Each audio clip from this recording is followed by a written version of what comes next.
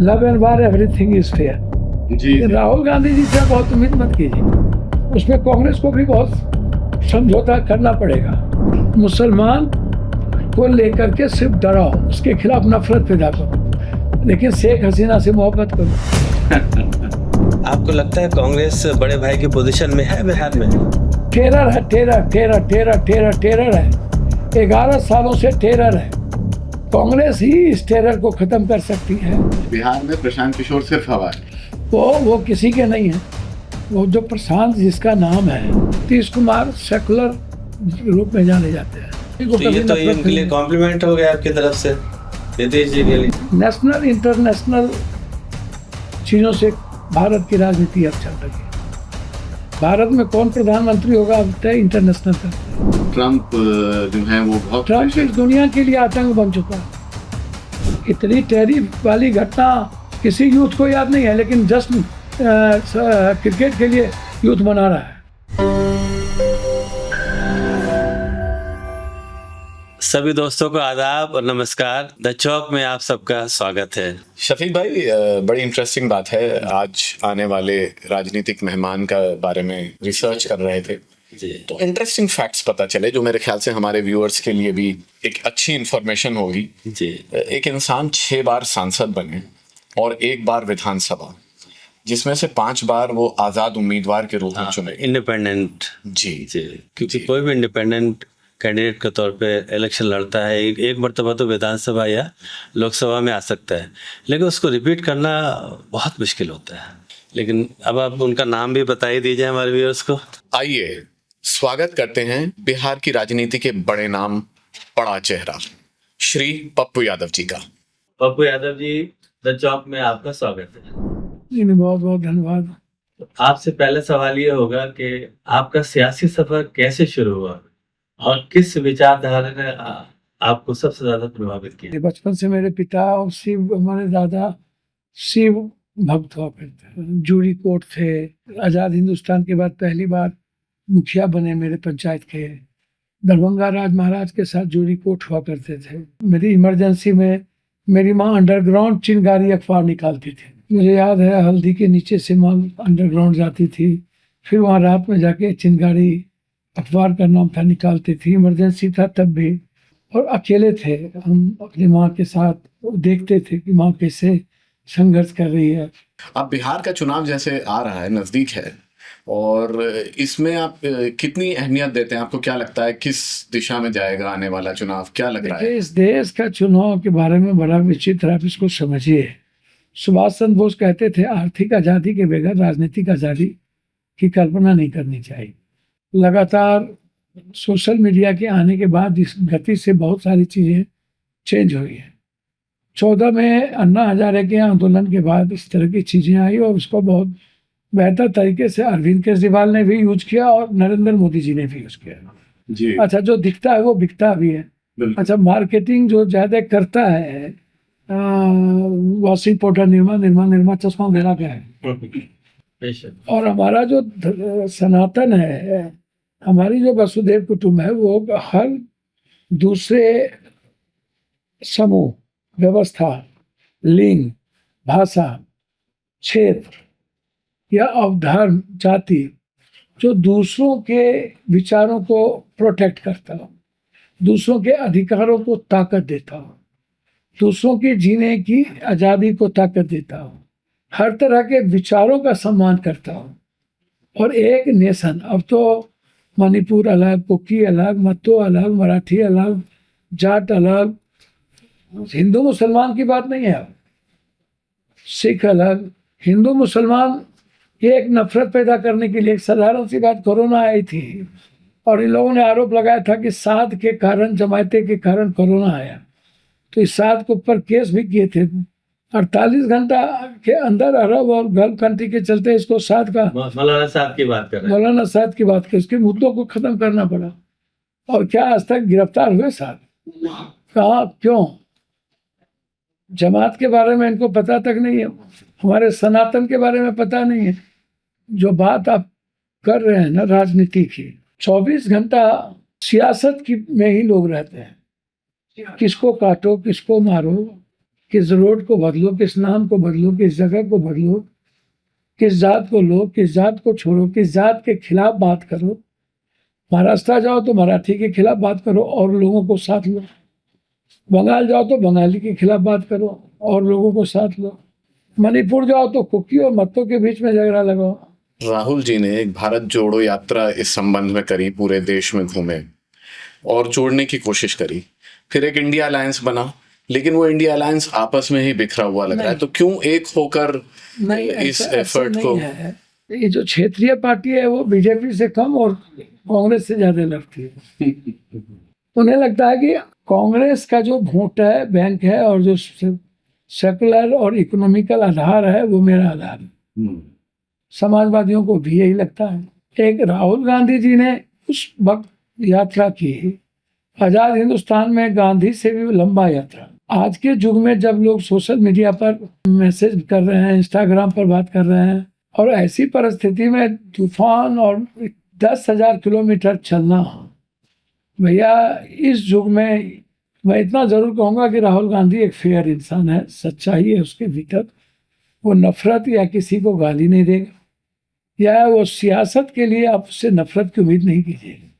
उसको कोई गाली भी दे दे, थप्पड़ भी मार दे, बोलेगा गो हेड डोंट माइंड। लेकिन प्रियंका गांधी जी को कोई इस भी करेगा तो जब वो आज हो या कल छोड़ेगी ना, अब बेफिक्र रही। अच्छा। हाँ, वो अंतर है, वो अंतर है। राहुल गांधी जी बहुत सॉफ्ट है और प्रियंका गांधी जी बिल्कुल उसके भीतर। देखिए राहुल गांधी जी जिद्दी हैं, राहुल गांधी जी लक्ष्य को तय करने की कॉमन व्यक्ति के लिए कुछ भी कर बैठेंगे, वो जान दे देंगे। लेकिन प्रियंका गांधी जी जान देंगे भी और विचारों के लिए जरूरत पड़ेगी तो वो लड़ेंगे भी। हाँ, उसमें love and war everything is fair. जी। राहुल गांधी जी से आप बहुत उम्मीद मत कीजिए कि राहुल गांधी को अब एक एमपी ने, राहुल तुम गुंडाई कराते हो, सदन में कह दिया अम्बेडकर वाले इशू पर, वो मुस्कुराते हुए गो हेड डोंट माइंड चले गए। वह व्यक्ति कोशिश किया कि इस देश को जोड़ा जाए, मोहब्बत के रास्ते सारे लोगों को समझा जाए, दलितों की स्थिति, ईबीसी की स्थिति, ओबीसी की स्थिति, नॉर्थ को, साउथ को, मराठा को, सबको समझने की उन्होंने कोशिश की। मनमोहन सिंह जी के दूसरे पारी में तो ये पीएम बन ही सकते थे, इनको तो कह दिया गया था आसानी से बन सकते थे, लेकिन इन्होंने पीएम नहीं बना। 4 पीएम के गोदी में इन्होंने खेला है। जो लोग ये बकवास करते हैं या कुछ बात करते हैं, उसको ये समझ में नहीं आता है। देखिए प्रत्येक क्रिया की विपरीत प्रतिक्रिया होती है और time will must be important, time, place, person, way and subject. Bill Gates को भी बहुत समय लगा सॉफ्टवेयर लाने में, एक हार्डकोर नहीं बने, फिर फ्लैक्चुएट किए। उसमें कांग्रेस को भी बहुत समझौता करना पड़ेगा। अभी हम लोगों को टिट फॉर टैट, जैसे को तैसा, जिस तरह का ये, हाँ नफरत नहीं करेंगे, काटमार नहीं करेंगे, हम किसी जाति धर्म मजहब को तोड़ेंगे नहीं, साउथ नॉर्थ नहीं करेंगे, लेकिन इसकी चालाकी, धुरतई और दोगलई को, दलाली, इनकी जो दोगलई है, तेगलई, उसको जवाब देना पड़ेगा। हम लोग जवाब नहीं दे पा रहे हैं। महाराष्ट्र का काम शुरू, अभी तक बिहार का काम शुरू इसका हो गया होगा बहुत पहले, और ये आप देख लीजिएगा कल कहेगा पसमानदा मुसलमान हमको वोट दे दिया, उसका वोटर लिस्ट निकाल देगा तभी हाल ही में और बोल देगा कि हमको पसमानदा मुसलमान का वोट मिल गया। अभी हाल ही में गुजरात में बोल दिया ये मुसलमान का वोट हमको मिला नगर निकाय चुनाव में। अब समझिए, देखिए अम्बेडकरवादी लोगों से इनकी नफरत है। आप समझने का प्रयास कीजिए। आरक्षण पर आते हमला हुआ, जाति जनगणना पर हमला हुआ, आप नौकरी पर हमला हुआ, प्राइवेट नौकरी की ओर चला गया क्योंकि वहाँ आरक्षण नहीं है, सरकारी नौकरी लगभग खत्म हुई। इस बात को एसटीएससी, इनका लड़ाई मुसलमान से नहीं है, मुसलमान को लेकर के सिर्फ डराओ, उसके खिलाफ नफरत पैदा करो, लेकिन शेख हसीना से मोहब्बत करो, अरब जाओ तो अरबी से मोहब्बत करो, पैसे लेने में लगे तो पैसा लो, पैर पकड़ो। यदि हमको गर्व जाना पड़े तो हम उसके सामने झुक जाएंगे, बाहर जाएंगे तो हमारी पॉलिसी चेंज हो जाएगी, लेकिन यहाँ आते ही हम मुसलमान को नंबर 1 दुश्मन बना के सामने परोसते हैं, क्योंकि उनकी राजनीति की है ये। हिंदू मुसलमान के अलावा इनकी राजनीतिक सियासत नहीं हो सकती। अभी हाल ही में एक आपका बयान आया बिहार के हवाले से आपने कहा कि बिहार का इलेक्शन कांग्रेस की लीडरशिप में होना चाहिए। आपको लगता है कांग्रेस बड़े भाई की पोजीशन में है बिहार में? बिल्कुल है। बीजेपी से कोई लड़ सकता है नहीं, और बीजेपी को किसी का डर है तो राहुल गांधी और प्रियंका गांधी। कभी नेहरू जी या कभी राहुल जी के अलावा बीजेपी दूसरी बात करती है क्या? उस परिवार को गाली देने के अलावा कोई बात करती है? आप 11 साल ऐसे हो, अपनी बात क्यों नहीं करते हो? बात नहीं करते हो जीएसटी की, अब बात नहीं करते हो नोटबंदी की, अब बात नहीं करते हो काला धन की, अब बात नहीं करते हो जनधन की, आयुष्मान की, अब बात नहीं करते हो 2 करोड़ नौकरी की, अब बात नहीं करते हो का 15 लाख रुपए की। नोटबंदी की बातें चर्चे छोड़ दी, पूरा कंट्री बर्बाद हो गया, किसान सबसे ज्यादा बर्बाद हुआ। आप जुमलेबाजी करते रहते हो। जब देख लिया कि इनसे हम सक्सेस नहीं करेंगे तो अब बीजेपी का एक ही मुद्दा है कि 24 घंटा हिंदू मुसलमान मिल जाकर रहो। होली आ गई तो अब यहाँ उलझाओ। इसका फायदा भी यहाँ तो का- हो रहा है इनको, फायदा भी तो मैं होता है। वही बात तो कह रहा हूँ, मैं वही बात तो हर जगह रोहिंग्या कितना है भाई? 17 लाख बांग्लादेश में सबसे ज्यादा हम इंडियन जाके बिजनेस कर रहा। अदानी सबसे ज्यादा शेयर मार्केट शेयर होल्डर है वहाँ। अदानी का फैक्ट्री क्यों नहीं चल रहा? हमारी तो सारी पॉलिसी खत्म हो गई। नेपाल हमारा अच्छा दोस्त नहीं है, बांग्लादेश नहीं है, ताइवान नहीं है, वियतनाम नहीं है, श्रीलंका नहीं है, पाकिस्तान नहीं है। कौन सा कंट्री आपका अच्छा दोस्त है? आपको सब आंख दिखाता है, आपकी हैसियत क्या है? बिहार में और जो बिहार की बात आप कर रहे हो, कांग्रेस की बात, तो इस देश को चलाने की जो जिम्मेदारी है लंबा, और कोई यदि सबको ले चलने की और इकोनॉमी सबके लिए, अभी तो लोगों के मन में डर है, बाप रे बाप 12 बजे रात में कोई आके हमको कुछ छीन ले, मेरा कुछ लेने ले, पैसा लगाव हो जाए, कोई ईडी ना आ जाए, सीबीआई ना आ जाए। टेरर है, terror terror terror terror terror है। 11 सालों से टेरर है। कांग्रेस ही इस टेरर को खत्म कर सकती है। अच्छा, क्षेत्रीय पार्टी को समझना होगा। अखिलेश की स्थिति अलग है। अखिलेश लगभग सभी जाति का विश्वास पैदा करने में सफल हो जाता है, सबको ले चलने में। इस तरह स्टालिन की भी स्थिति है, ममता दीदी की भी लगभग। लेकिन बिहार में ईबीसी और ओबीसी का या अपर कास्ट का वोट आरजेडी के साथ नहीं जुड़ पाता। लंबे समय तक लालू यादव जी के साथ था। देखिए, माइनॉरिटीज को सब लोग नंगा तार समझते हैं। जैसे बीजेपी का निगाह है ST/SC पर, 27% उसको लगता है इसको इकोनॉमी और नौकरी मिल गई, आरक्षण मिल गया, ये आगे बढ़ गया तो हिंदू हिंदू करना लोग छोड़ देंगे। और हिंदू के नाम पर सबसे ज्यादा इस्तेमाल ये ईबीसी और ST/SC को करता है, ताकि इसको जिंदा रखो तो लड़ाई होगी। अपर कास्ट लड़ेंगे नहीं ना भाई, पप्पू यादव को ज्यादा कोडी कुर्मी नहीं लड़ेंगे, लेकिन ईबीसी जो बेरोजगार हैं, निरक्षर हैं, पढ़ाई नहीं है, इकोनॉमी नहीं है, ST/SC के पास, तो उसको जिंदा रखो और उसको भागवादी, भगवानवादी और किस्मतवादी बना के रखो, और इसको बताओ कि भगवान ने तुम्हारी गरीबी लिख दी है, ये व्यवस्था लिखे जा रही है। तो बिहार की जो लड़ाई है वो इसीलिए कांग्रेस के नेतृत्व में होनी चाहिए। कांग्रेस की जो परंपरागत वोट थी, ऊंची जात के लोग, दलित, माइनॉरिटीज, तो उसके साथ यदि ओबीसी को हम जोड़ पाएंगे तो हम सक्सेस करेंगे। यदि किसी भी जात या किसी भी विचारधारा को तकलीफ होगी आरजेडी से, लालू यादव के बाद, तो वो कांग्रेस के साथ जाना पसंद करेगा, कांग्रेस से नफरत नहीं करेगा, पप्पू यादव से नफरत नहीं, क्योंकि सभी जात धर्म के लोग पप्पू यादव के साथ खड़ा होना चाहते हैं। कास्ट क्रीड कहीं नहीं है। लंबे समय से आप उठा के देखोगे, कोरोना हो, बाढ़ हो, भूज हो, तूफान हो, दुनिया की किसी की मदद हो, सेवा आश्रम हो, हर जगह पप्पू यादव। और कंप्लीट बेटा की तरह, कभी मैंने कोई एक्सपेक्टेशंस नहीं किया, उम्मीद नहीं किया। तो आज कांग्रेस को बड़े भाई की भूमिका में गठबंधन के साथ लड़ने की जरूरत है, लेकिन कांग्रेस को अपना संगठन बनाने की जरूरत है, अपने संगठन पर ध्यान देने की जरूरत है। सीट कौन लेगा ये कांग्रेस तय करे, कैंडिडेट कौन होगा ये कांग्रेस तय करे, लेकिन उन्हें मजबूत और संघर्षशील साथियों को लाना पड़ेगा। टेक्निकल लोगों को थोड़ा सा पीछे रखे कांग्रेस, और जिसका समाज में बेस है, बेसिक बेस है, उसको लाना चाहिए। आपको लगता है इस बार जो बिहार में आगामी इलेक्शन में बिहार में इंडिया गठबंधन का तजुर्बा है वो कामयाब होगा? देखिए, हम सबको सोचना पड़ेगा, अहंकार खत्म करना होगा, नहीं तो एको हम द्वितीय नास्ती। यदि हम बीजेपी के साथ मिल गए हों, या बीजेपी एक तरफ नीतीश कुमार को समाप्त करना चाहती है, अगले बार हनुमान जी के साथ इस बार एक फ्रॉड आए हुए हैं, वो किसी के नहीं है।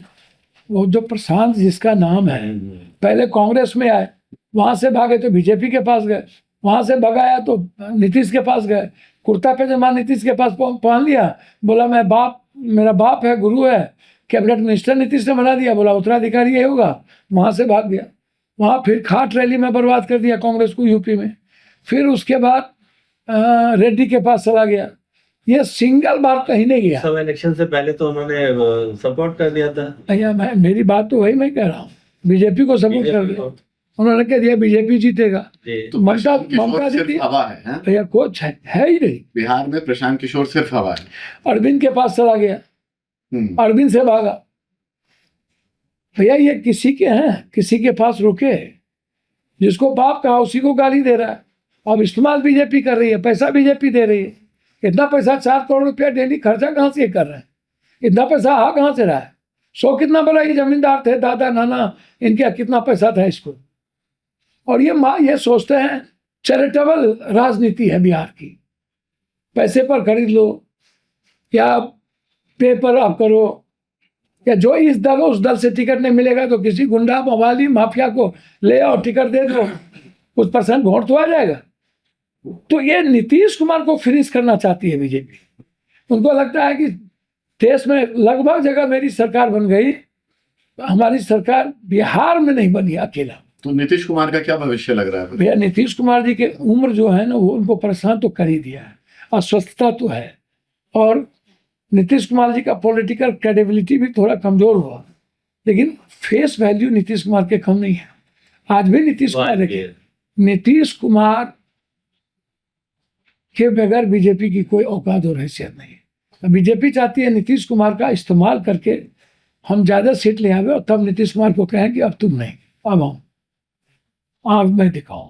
जैसे सिंधे को किया, महबूबा को किया, रेड्डी को किया, दुष्यंत चौटाला के साथ किया, पहले किसी और के साथ किया, नीतीश के साथ किया, नीतीश को गाली दिया। तो ये यूज करता है, यूज एंड थ्रो, ये किसी के है नहीं। इसका मतलब बीजेपी नीतीश जी का साथ जो है इलेक्शन तक है बस। आप देख लेना, आप देख लेना। इसीलिए आरजेडी अपने अहंकार को कम करे और कांग्रेस के नेतृत्व में चुनाव लड़े। कल आप जीत जाते हैं तो एमएलए और हमारे नेता मिलकर के, आपके पिताजी और सब नेता मिलकर के तय कर लेंगे कि कौन मुख्यमंत्री। आपका लालू यादव जी से हमेशा अच्छा संबंध रहा है भैया जी। तो चुनाव के पहले लालू यादव जी का जो संघर्ष का जीवन था, तब भी साथ थे, विपक्ष के नेता बनाने में साथ थे, मुख्यमंत्री बनाने में साथ थे। लालू यादव जी जब जब संकट रहे साथ थे। लेकिन लालू यादव जी का जो है सोच थी, उम्र के तरफ ढलते गए और चीज़ों खत्म होते गए। रिश्ते में क्या दिक्कत है जी जी व्यक्तिगत, लेकिन अब लालू यादव अच्छे हो सकते हैं ना, कि सब अच्छे होने लगेंगे, सब अच्छे हो जाएंगे। रामविलास जी बहुत अच्छे थे, जरूरी थोड़ी है कि हम रामविलास जी हो जाएंगे। लालू जी बहुत अच्छे थे, थोड़ी है कि हम लालू जी हो जाएंगे। लालू जी से अच्छे हो सकता है कोई, लेकिन वहाँ संभावना नहीं है। क्या लग रहा है, क्या हम आपको एक केंद्र के रोल में देख रहे हैं आने वाले बिहार चुनाव में, कि आप इन सबको एक साथ करके? देखिए ये तय करने का जिम्मेदारी हमारे नेताओं की है। हम प्रियंका जी है, राहुल गांधी जी हैं, वो कैसा सोचती है, कांग्रेस टीम कैसा सोचती है, अच्छे प्रभारी गए हैं, अध्यक्ष हैं। हमारी जिम्मेदारी और भूमिका क्या होगी उन्हें तय करना है। हम 1.5 महीना लगातार झारखंड में रहे जी, लगातार जीते। दिल्ली में 53 विधानसभा में हम काम किए, लगातार काम करते हैं। जी जी जी जी। तो निश्चित रूप से मैं चाहूँगा कि बिहार परिवर्तन हो, और जो भूमिका हमारी तय की जाएगी उसको मजबूती के साथ नहीं, एनडीए गठबंधन खत्म हो, इस पर हम काम करें। क्या मेन मुद्दे रहेंगे आने वाले चुनाव में बिहार में आपके? देखिए मुद्दे तो साफ है। 25 साल डबल इंजन की सरकार रही, बिहार का पलायन है, बिहार की गरीबी है, बिहार का बेरोजगारी है, फैक्ट्री बंद है, विशेष राज नहीं दिया, विशेष पैकेज नहीं दिया, यूनिवर्सिटी नहीं दी, लॉलीपॉप थमाता चला गया, मजाक बना दिया। 1.25 लाख ले लो, 18 लाख ले लो, वादा किया था विशेष राज विशेष पैकेज देंगे, बंद पड़े फैक्ट्री पर कोई पूंजी नहीं दिया, पूंजी निवेश नहीं किया। बिहार की स्थिति बहुत बुरी है, सारी फैक्ट्रियाँ बंद है। हम दूध प्रोडक्शन पर हमारा नहीं है, पर्यटन पर हम पर काम नहीं मैं करता है। चुनाव आता है तो कभी सीता कभी कुछ करने लगते हैं। हमारे यहाँ वाल्मीकि भी है, सीता है। अरे दे दो ना, पैसा क्यों नहीं दे रहे? हमारी बिहार को तो इन लोगों ने दुर्गति कर दिया। तो इसलिए हमारे पास तो मुद्दे ही मुद्दे हैं। बीपीएससी है, क्वेश्चन आउट है, पेपर लीक आउट है, मुद्दे ही मुद्दे हैं। शफीक भाई, मुझे मतलब अगर मैं देख रहा हूँ तो ऐसा लग रहा है कि सारी पार्टी जो बिहार में है वो एक तरफ, लेकिन पप्पू यादव जी बिल्कुल तैयार हैं, परिवर्तन के लिए खड़े हैं। नहीं, ये लगातार बचपन से 80-84 से जी लगातार है कि एक जस्टिस, कॉमन आदमी को न्याय मिले।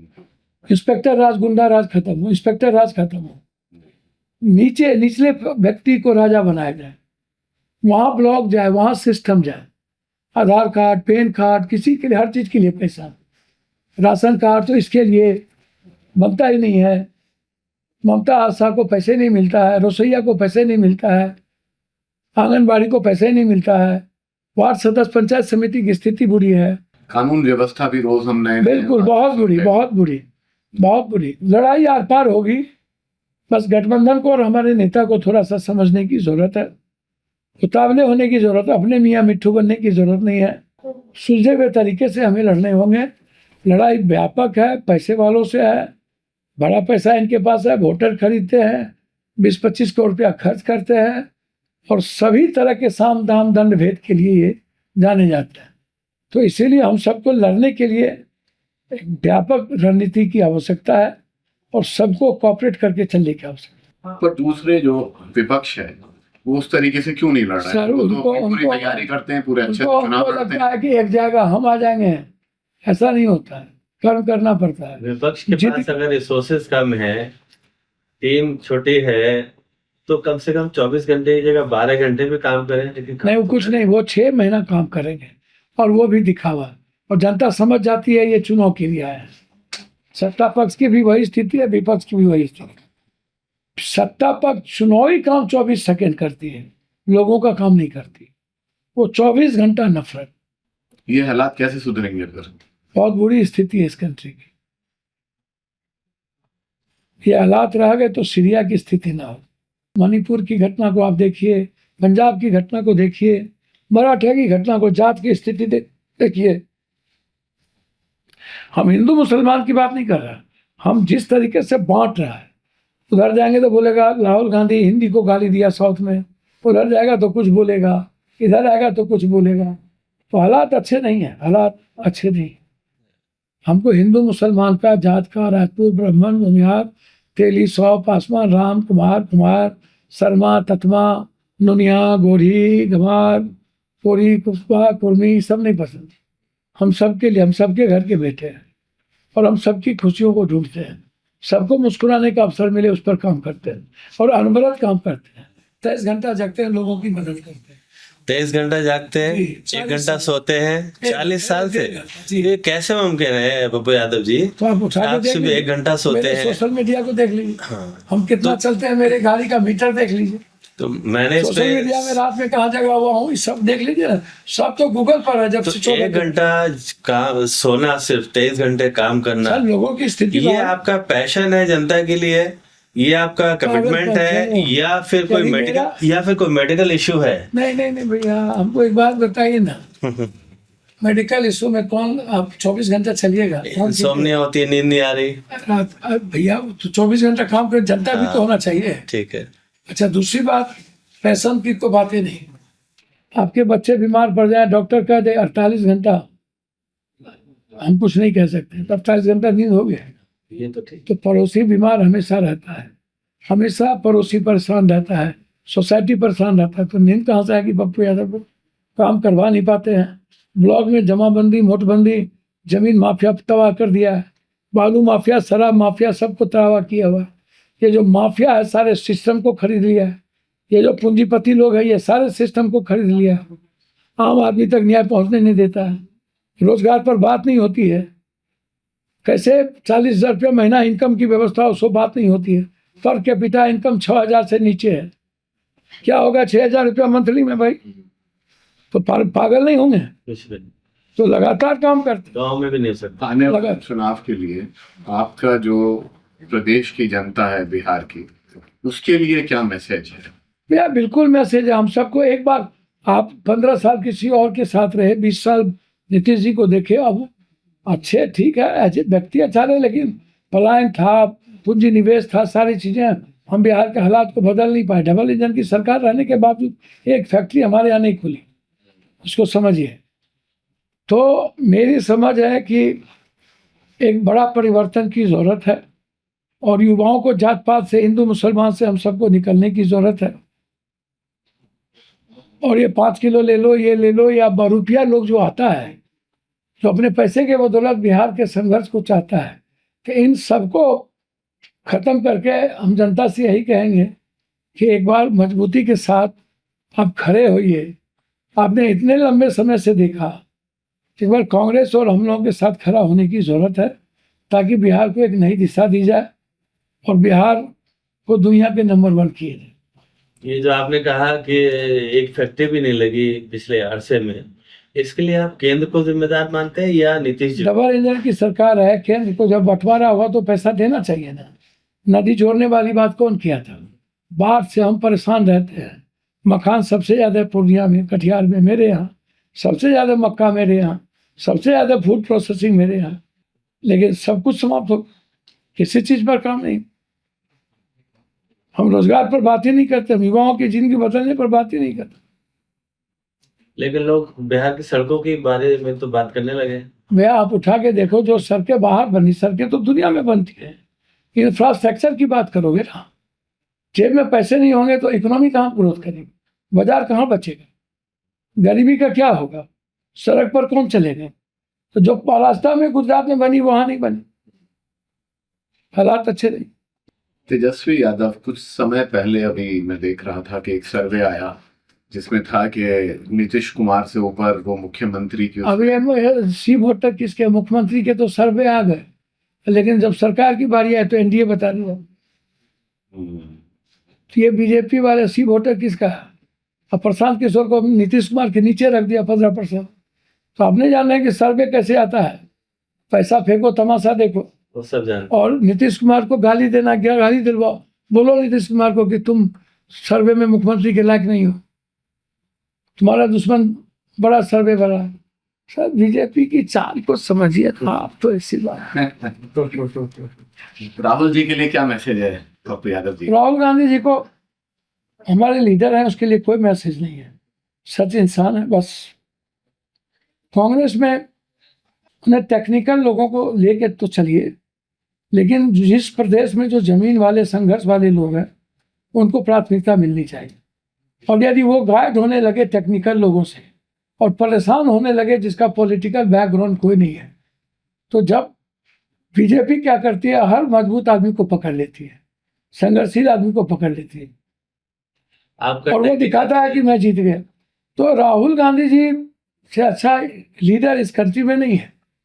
प्रियंका गांधी जी से ज्यादा डैशिंग नहीं हो सकता इस कंट्री, मैं नहीं मानता, मैंने नजदीक से नहीं। लेकिन कुछ मौलिक चीजों को परिवर्तन करना पड़ेगा, कुछ बातें समझनी पड़ेगी। आज भी कांग्रेस के 70% वर्कर अपर कास्ट है। हमें लड़े हैं, सब कुछ के लड़े हैं। राहुल गांधी जी जाति जनगणना आरक्षण के लिए लड़ रहे हैं, वो आएंगे तो बदल देंगे, गरीब को बदल देंगे। लेकिन राहुल गांधी जी को मैं मानता हूं, मेरा आग्रह है, उसमें जो दीवानगी है, पागलपन है बदलने की, उसको इस थोड़ी सी इनकी चालाकी से हम लोग को बचना होगा। और सभी जाति धर्म वर्ग के लोग कांग्रेस के प्रति सहानुभूति कैसे रखे, इस पर हम लोग को काम करना होगा। मेरा राहुल गांधी से इतने याद टेक्निकल का मतलब सिर्फ आईटी एक्सपर्ट्स हैं, नहीं, मीडिया या कुछ और है? कुछ लोग पढ़े लिखे हैं, वो आगे आ जाते हैं कि नहीं ये पढ़े लिखे हैं, जीनियस हैं, पैसा है, वैसा है, तो जो संघर्ष करने वाले, लाठी गोली खाने वाले लोग हैं वो दूर हो जाते हैं। मतलब ड्राइंग रूम पॉलिटिक्स करने वाले। ड्राइंग रूम पॉलिटिक्स करने वाले आगे आ जाते हैं जी। और जो गांव घर में है वो पीछे आ जाते हैं, और डिसीजन जो बहुत लेट होता है। मोटे मोटे तौर पे अब गंदा अभी लगा, रजा अभी चाहिए, भूख लगा तो खाना चाहिए, गर्मी है तो पंखा चलाना चाहिए। अब हम लंबा करेंगे तो हम मरेंगे। तो टाइम को भी ध्यान रखने की जरूरत है। जनता की पल्स जो है उसको पकड़ नहीं पा रहे पकड़ नहीं सही पाए टाइम। हम लोग, कुछ पकड़, हम लोग की है, हम लोग को जनता के पक्ष को भी पकड़ना पड़ेगा। फिर कांग्रेस का कोई दुश्मन है, पूरा देश बीजेपी के खिलाफ है भाई। मैं सच कहता हूँ, साउथ खिलाफ, नॉर्थ खिलाफ, मराठी खिलाफ, गुजराती खिलाफ, अम्बेडकरवादी खिलाफ, बुद्धवादी खिलाफ, महावीरवादी खिलाफ, कृष्णवादी खिलाफ, वाल्मीकिवादी खिलाफ, संत रविदास खिलाफ। तो ये फिर पावर में कैसे है? भैया पावर में कहाँ, कोई इधर जाइए तो कौन लाल लाल लाल करते रहते हैं, जिधर जाइए तो देखिए तो भगवान कहाँ, कोई भगवान लाल पहने, कोई उजला है, कोई कुछ है, कोई कुछ है। पावर में है साम दाम दंड भेद की, इसने समझ लिया है हमको क्या करना है, कहाँ वोटर लिस्ट को छोड़ना है, कहाँ काटना है, कहाँ मुसलमान के वोट को काटना है, कहाँ दलित के वोट को काटना है, कहाँ पर किस जात को मिलाना है, कहाँ किसको गाली देना है, मराठी को गाली दे करके वोट कैसे लेना है, जात को गाली दे के अनजात का सैनिक का अनजात को कैसे पटाना है। ये बहुत माहिर है, बहुत सातिर है, ये सियासत के अलावा दूसरी बात करता ही नहीं है। जितना मैं सुन रहा हूँ शफीक भाई सांसद जी पप्पू यादव जी को, मुझको लगता है कि पल्स जहाँ तक जनता की है वो काफ़ी जनता के साथ काम कर रहे हैं, जुड़े हुए हैं, तो काफ़ी अच्छे से पकड़ी हुई है, और बल्कि एक अच्छे पॉलिटिकल स्ट्रैटेजिस्ट हो सकते हैं ऐसा लगता है। भैया पॉलिटिकल स्ट्रैटेजिस्ट की जरूरत नहीं है, 2+2 4 होता है, 2.5 अक्षर प्रेम की। सब पागलों की तरह इंसान से प्रेम करने की जरूरत है, और उसके लिए पागलों की तरह लाठी खा के उसके न्याय की जरूरत है, आई कनेक्ट की जरूरत है, इंट्रैक्शन की जरूरत है, लविंग एटीट्यूड की जरूरत है, उसके परिवार से सिमिलर होने की जरूरत है, वर्कर को अपने से ज़्यादा तवज्जो देने की जरूरत है, और साथ मिलकर काम करने की जरूरत है। बस हो गया, बहुत ज़्यादा बाप दादा मत कीजिए, ये स्ट्रेटेजिस्ट सब पागल है, फालतू धंधा करता है। प्रशांत किशोर है ना स्ट्रेटेजिस्ट? हद हो गया, किसका एक के स्ट्रेटेजिस्ट है। अब पैसा की इतना हो गया, संघर्ष करना नहीं चाहता इसलिए स्ट्रेटेजिस्ट को बुला लेता है। पहले कौन स्ट्रेटेजिस्ट था भाई? पहले कौन सोशल मीडिया था? एक इंसान 5 बार इंडिपेंडेंट रूप से सांसद बने हैं, अब सारी स्ट्रैटेजी फेल है यहाँ तो। इससे 2 बार पार्टी, 2 बार पार्टी, 5 बार इंडिपेंडेंट, तो जनता सिर्फ मोहब्बत और संघर्ष, कंटिन्यू लोगों के लिए काम। बिहार में बहुत सारे मसाइल हैं, लेकिन सांप्रदायिक ध्रुवीकरण भी बहुत बड़ा मसला है। इसको रोकने के लिए खासतौर से बिहार में जब इलेक्शन ड्यू है, आपकी क्या स्ट्रेटजी है? ये तो पूरे देश का मुद्दा, लगभग कहीं जाति का, कहीं भाषा का, कहीं साउथ का, कहीं नॉर्थ का। बिहार में हिंदू मुसलमान, बिहार की जनता के में नफरत की भावना कम रहती है, और ये सक्सेस नहीं कर सकते। मैंने आपको पहले कहा कि नीतीश कुमार सेकुलर रूप में जाने जाते हैं, और बीजेपी को के कॉज पर ये कभी काम नहीं की नीतीश कुमार, और ना ही बीजेपी को तो कभी ये तो इनके लिए कॉम्प्लीमेंट हो गया आपकी तरफ से नीतीश जी के लिए। नहीं, ठीक है, उससे क्या हो गया? पर एक बड़ा सवाल, मेरा वो सवाल नहीं है, जो है सो है। ठीक है, पर एक वो बीजेपी के साथ है, जहर के साथ है, वो अलग बात है, वो गलत हो सकता है। कॉम्प्लीमेंट हम एज ए नीतीश की बात करें, नीतीश के बारे में इसलिए बात की कि बिहार की जनता का मिजाज नफरत की राजनीति का नहीं है, वहाँ सांप्रदायिकता पर जातीयता हावी रहेगी।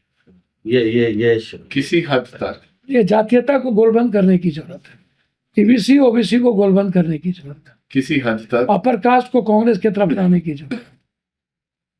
किसी हद तक मुस्लिम समुदाय भी नीतीश जी से जुड़ा रहता है, लेकिन अब जैसे ये वक्फ का बिल आया है, और इसमें देखा जाए तो नीतीश जी का और चंद्रबाबू जी का एक बहुत अहम रोल है कि उसको कैसे रोक सकते हैं। ये एक बहुत बड़ा, देखिए एक बात समझिए, किसी हद तक नहीं, मुस्लिम कुछ वोट दे ही देती है नीतीश कुमार को, आज तक देते रही हैं। देखिए मुस्लिम को लोग नंगा तार समझते हैं, अरविंद केजरीवाल हो या नए जनरेशन जो राजनीति में अन पार्टी, उसको लगता है कि हमको मुसलमान की बात कम करनी है, ज़्यादा करेंगे तो हमारा वोट भाग जाएगा। अब कांग्रेस के अलावे मुझे नहीं लगता कि कोई इस तरह मुसलमान की मुखालफत करता है। आप उठा के देख लीजिए, आप उठाइए, इस तरह आरक्षण की मुखालफत भी कोई जल्दी नहीं करेगा, ये कांग्रेस ही कर सकती है। आप एक बार भी इतनी बड़ी बड़ी एनआरसी सीए में आप देखिए नेता लोगों को, पप्पू यादव के अलावा कांग्रेस के अलावा किसको देखे जी, इतनी बड़ी बड़ी यहाँ दंगा हुई, कभी अरविंद केजरीवाल को निकलते देखे?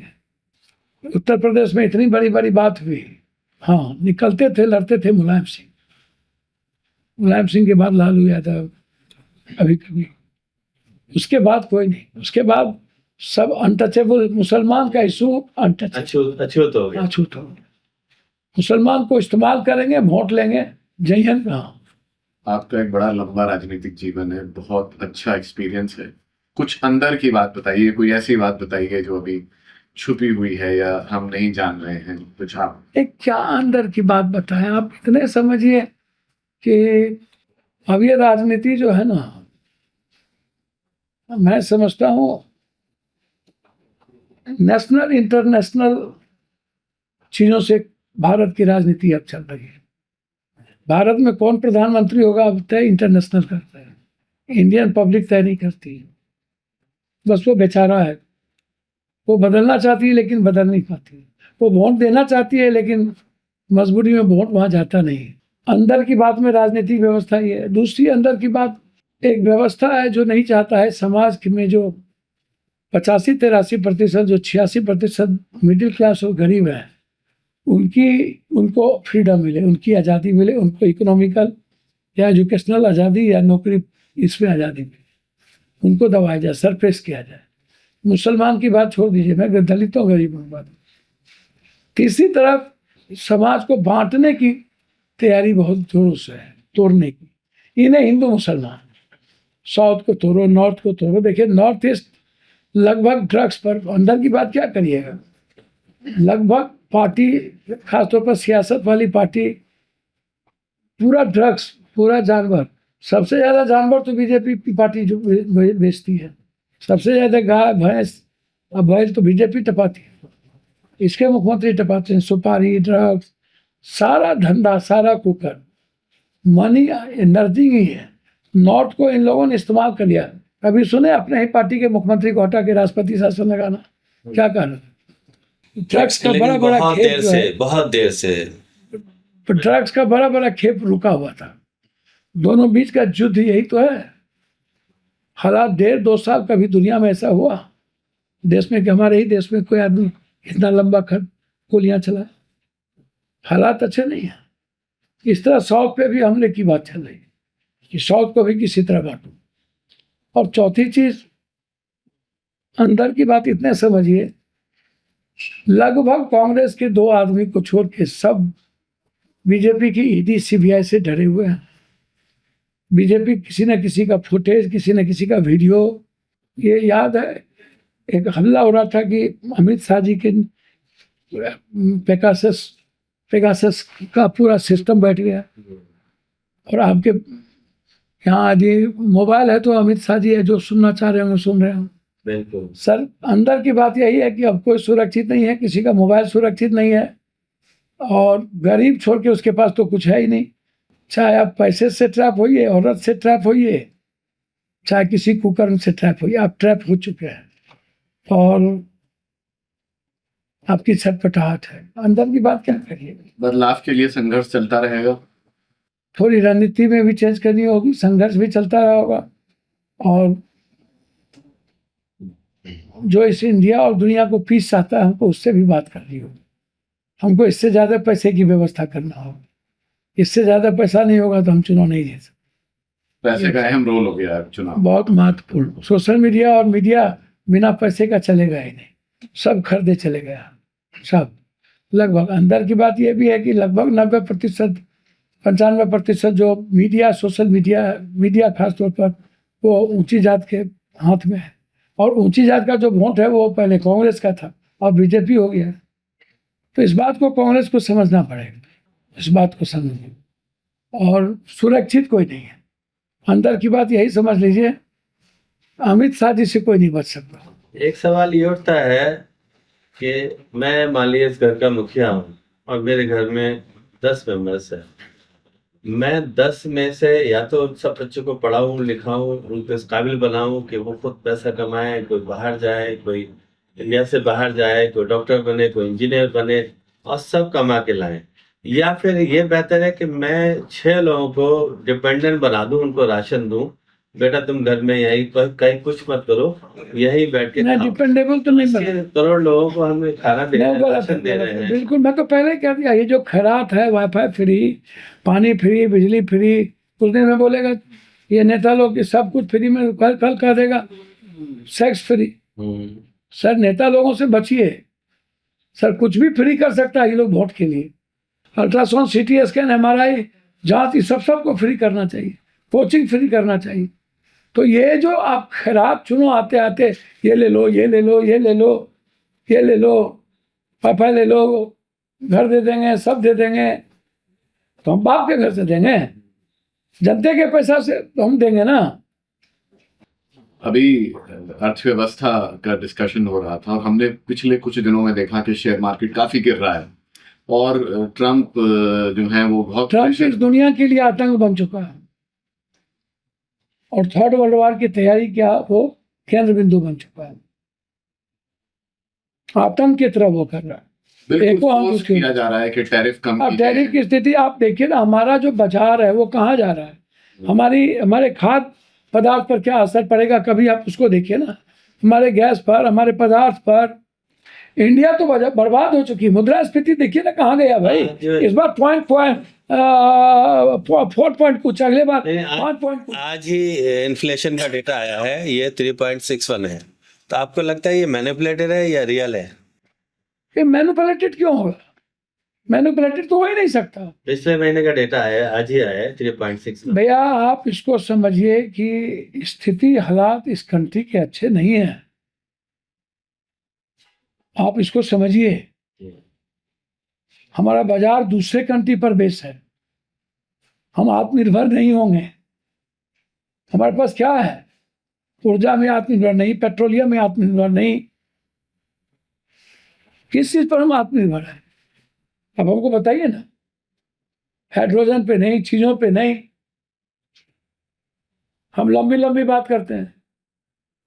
ट्रम्प टैरिफ के सामने हमारी सरकार इतनी कमजोर और बेबस क्यों नजर? भैया आप उठा के देखिए ना, जेलेंस्की को देखिए आप, क्या जवाब दिया। क्या अन्य कंट्री में, हमारे यहाँ दुनिया में पहली घटना है जो हमारे बेटियों को, माँ बहनों को हाथ गोड़ बांध करके भेजा गया। हम चुप हैं, हम मौन हैं, देश भी चुप है, देश को कोई मतलब नहीं। देश हिंदू मुसलमान में मगन है, ये दोगले दलाल बाबाओं के बीच में मगन है, ये कुंभ में मगन है। कभी क्रिकेट के सट्टा बाजार में हम मगन हो जाते हैं। सट्टा बाजारी है तो हम जीते। हम ये जो जीत हार का खेल है, ये कोई इस सट्टा बाजार के कारण हम जितना पैसा दोगे उतना हारेंगे हम, और उसमें हम मगन हो जाते हैं। इतनी टैरिफ वाली घटना किसी यूथ को याद नहीं है, लेकिन जश्न क्रिकेट के लिए यूथ मना रहा है। कुंभ 12 साल में होता है, कह रहा है 144 साल में हो रहा है। 150 करोड़ की आबादी है, 25-26 करोड़ बुद्ध, महावीर, इस्लाम, अम्बेडकरवादी को मानने वाले लोग हैं, और 85 करोड़ के लगभग लोगों के पास अनाज नहीं है, अनाज वाली स्थिति है। तो कौन पहुंच गया वहां? क्या 3 आदमी पर एक आदमी पहुंच गया कुंभ? अब हमको बताइए ना, क्या उतना ट्रेन था? क्या उतनी प्लेन थी? हमारे कुंभ की संस्कृति और सनातन पर हमला किया इन लोगों ने। आप उठा करके देखिए हमारे शंकराचार्य ने क्या कहा है। अनैतिक तरीके से सारी बातें, बाप करवाना, ये तो सही नहीं है ना। लाल आंख दिखाने की बात कर रहे थे, टैरिफ रिमूव करने के लिए लाल आंख दिखाने की बात। मनमोहन सिंह को क्या गाली नहीं दिया, क्या नहीं कहा मनमोहन सिंह के बारे में। अभी कनाडा ने तो वापस टैरिफ लगा दिया अमेरिका पे, दूसरे देशों ने भी लगाया, लेकिन हम रिमूव कर रहे हैं। भैया वही बात तो कह रहे हैं, इसके कोई दोस्त तो है नहीं। नेपाल दोस्त नहीं, बांग्लादेश दोस्त नहीं, हमारा भूटान दोस्त है। अभी ISI का चीफ बांग्लादेश जाके रह गया है, कौन दोस्त है? इसको औकात है तो जाओ ना, मारो ना। कौन मुसलमान कह रहा है कि तुम नहीं मारो, तुम टेररिस्ट को नहीं लाओ? हर मुसलमान अपने देश के साथ, हर दलित अपने देश के साथ खड़ा होगा। तुमको आता ही नहीं। वियतनाम, चाइना, ताइवान, जब चाइना का बाजार हो गया, अब बचे क्या आपके पास? और सारे देश का रास्ता बंद हो गया। ताइवान जब मुट्ठी में चला गया चाइना के, आपको क्या लग रहा है? अपना मणिपुर, अपना घर संभलता नहीं है, नेतागिरी करने बाहर जाते हैं। और छोटी छोटी कंट्री अपनी ताकत से अमेरिका को चैलेंज की। और जो भारत विश्व गुरु की बात करता था, जो भारत कभी नेहरू के ज़माने से लेकर इंदिरा गांधी के ज़माने तक कभी अमेरिका को चैलेंज किया तो कभी पाकिस्तान को दो टुकड़े कर दिया, उसको गाली देता रहता है वक्त। जिस मनमोहन सिंह ने दुनिया की इकोनॉमी को सस्टेन किया भारत में बैठ के, और हमारी भारत की इकोनॉमी को इसने बाजार दिया, उस मनमोहन सिंह को ये गाली दे रहा था, दुनिया का सबसे ईमानदार आदमी। ये भर दिन करोड़ों अरबों का कपड़ा बदल के दुनिया का हाल खत्म करते हैं। ये कहता हम देश बदलेंगे, दुनिया बदलेंगे। भैया, इस देश की जनता से हम पैर पकड़ते हैं, बचा लीजिए। ये निकलिए भगवान किस्मत से, निकलिए ये हिंदू मुसलमान से, निकलिए साउथ नॉर्थ से, निकलिए जात पात से। देर हो चुकी है। आने वाला जो आपका भविष्य है, आपका नस्ल है, वो खत्म, उम्मीदें खत्म, सपने खत्म, सब कुछ खत्म। फिर भी इतना नाउम्मीद नहीं होना चाहिए फोटो। याद रखिए, देखिए देश बहुत बड़ा है, 140 करोड़ भैया, हम है। देश की जनता की, आप किसान के लिए कोई लड़ रहा है क्या? बेरोजगारी के लिए कोई लड़ रहा है क्या? नोटबंदी के बाद हालात वे लड़ रहा है क्या? Daily question paper leak out होता है, लड़ रहा है क्या? MSP लागू नहीं है, लड़ रहा है क्या? सब कुछ मांगे हो रहे हैं, लड़ रहा है क्या? कोई आवाज उठा रहा है क्या? सबसे बढ़िया दुनिया में सबसे ज्यादा प्रदूषण है, कोई बात कर रहा है क्या? तो ना उम्मीद ना हो तो हम क्या हों? क्या हों? यूथ से, आप पढ़े लिखे यूथ से उम्मीद करिए ही नहीं। माल, गाल, जात, धर्म, मजहब, गरीब से उम्मीद मत कीजिए, वो अपनी जिंदगी जी रहा। बीच में जो कुछ लोग हैं वो दलाली कर रहा है, तो लड़ेगा कौन? मिडिल क्लास तो देखिए इनकम टैक्स पे कर रहा है, सब कुछ सारा बोझ वही उठा रहा है। भैया, मिडिल क्लास ही नहीं, गरीब भी तेजपत्ता गरीब नहीं खरीदता है, मिर्चा नहीं खरीदता है, उसका पे नहीं हो रहा है। जो बड़े पूंजीपति हैं वो तो मात्र 3 कुछ % टैक्स देता है। टोटल टैक्स तो मिडिल क्लास और गरीब लोग देता है। 100 रुपये का चप्पल, 40 रुपये का चप्पल, इस मुश्क में फंसा हुआ है, भौतिक सुख में फंसा हुआ है, एकदम मस्त है। नहीं लड़ना, अपनी लाइफ मस्ती की लाइफ। गरीब को लगता है बात खाना तो मिलता नहीं है, कहाँ लड़ने जाओ। दलाल को लगता है दलाली करके माल कमा ही रहे हैं। पैसे वाले को लगता है चलो जो है उसी में रहो, ज्यादा बाप दादा नहीं करना है। सांसद जी, आपका बहुत बहुत शुक्रिया, बहुत बहुत धन्यवाद। आप चलिए। चौक पे आए और मैंने बहुत बहुत शुक्रिया। आपको भी, आप दोनों आदमी को भी, कि बहुत हम लोगों की आवाज बनी है। और हम सबको गरीबों के लिए सोचना चाहिए, आने वाले बच्चों के भविष्य के बारे में सोचना चाहिए। आने वाले हमारी बच्ची सुरक्षित कैसे हो, तो शोषण का केंद्र बिंदु बनता जा रहा है। हमारी बच्ची की इकोनॉमी कैसे बढ़े, उसको कैसे लाया जाए। इनके शारीरिक शोषण बढ़ रहे हैं, इस पर भी मिलकर हम सबको काम करने की जरूरत है। धन्यवाद। चौक के श्रोताओं के लिए आपका कोई छोटा सा मैसेज? नहीं, मुझे अच्छा लगेगा कि जब आप घर घर पहुंचेंगे और आप वसुधैव कुटुंबकम, सर्वधर्म संभव और सार्वभौमिकता के नैसर्गिक दर्शन को लेते हुए, जो सभी धर्म और सभी विचारों का एक ही लक्ष्य है, प्रेम का, हर आदमी की खुशी और मुस्कुराहट का, चौक उस पर प्रगतिशील सोच के साथ काम करे, अपने दायित्वों का, कर्तव्यों का निर्वहन करे और बिना किसी डर और भय के प्रभावित हुए मरने की तैयारी के साथ सच्चाई के साथ आम आदमी की आवाज बने। धन्यवाद, शुक्रिया।